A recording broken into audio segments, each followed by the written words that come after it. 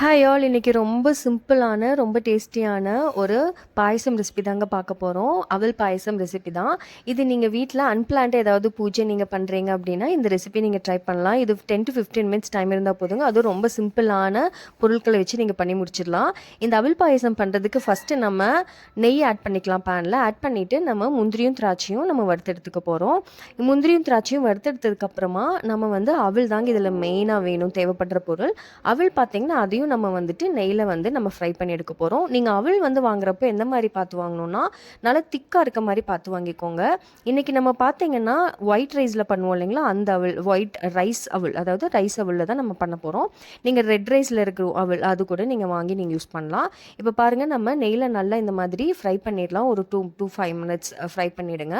அதனால் ஃப்ரை ஆனதுக்கப்புறமா நம்ம இதை பால்லே வேக வைக்க போகிறோம். இன்றைக்கி பார்த்தீங்கன்னா நான் 1 லிட்டர் பால் எடுத்திருக்கேன்.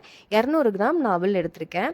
நீங்கள் அவல் உங்களுக்கு கம்மியாக வேணும், எனக்கு பால் கன்சிஸ்டன்சி நிறைய வேணும்னு நினைக்கிறவங்க நீங்கள் அவலை கம்மி பண்ணிவிட்டு பால் இன்னும் கூட கூட ஆட் பண்ணிக்கோங்க. ஸோ இந்த மாதிரி நல்லா வேகட்டும். அதுக்குள்ளே நம்ம பாகு ரெடி பண்ணிடலாம்.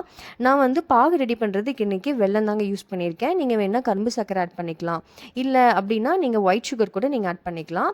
வெல்லத்தை நம்ம பாகு காய்ச்சறதுக்கு ஃபஸ்ட்டு நம்ம அந்த வெல்லத்தை நம்ம தண்ணியில் நல்லா மிக்ஸ் பண்ணிவிட்டு ஒரு 5 மினிட்ஸ் நல்லா அது கொதிக்கட்டும்.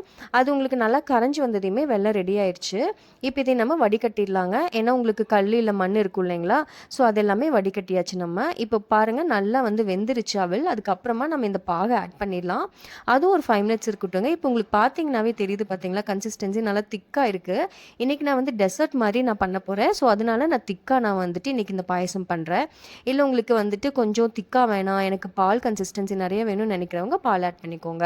அடுத்தது நம்ம ஏலக்காய் பொடி ஆட் பண்ணிக்கலாம். ஆல்ரெடி நான் ரெடி பண்ணி வச்சுருந்தேன். ஸோ அந்த ஏலக்காய் பொடியும் நான் ஆட் பண்ணிட்டேன். நான் இப்போ மில்க் மேடும் ஆட் பண்ணிக்கிறேன். மில்க் மேட் நீங்கள் ஹோம்மேட் மில்க் மேட் கூட நீங்கள் யூஸ் பண்ணிக்கலாம். அதோட ரெசிபி நான் இன்னொரு வீடியோவில் ஆட் பண்ணுறேன் எப்படி பண்ணுறதுன்னு. ஸோ இப்போ இதெல்லாம் ஆட் பண்ணதுக்கப்புறமா நம்ம ஃப்ரை பண்ணி வச்சுருக்கோம் இல்லைங்களா, முந்திரியும் திராட்சையும், அதையும் ஆட் பண்ணிடலாம். ஒரு 2 மினிட்ஸ் நல்லா மிக்ஸ் பண்ணி விட்டுருங்க. அது அப்படியே இருக்கட்டும். இப்போ பாருங்கள், கன்சிஸ்டன்சியே நல்லா திக்காக இருக்குது. நல்லா டெசர்ட் மாதிரி நம்ம இதை அப்படியே சர்வ் பண்ணிடலாம். ரொம்ப சிம்பிள் அண்ட் டேஸ்டியான அவல் பாயசம் ரெடி ஆயிடுச்சுங்க. இதை நீங்கள் ட்ரை பண்ணி பார்த்துட்டு எப்படி இருந்துச்சுன்னு கமெண்ட் பண்ணுங்கள். And like our video and மறக்காமல் சப்ஸ்கிரைப் டு நித்தி சுவை விருந்து. தேங்க்ஸ் ஃபார் வாட்சிங்.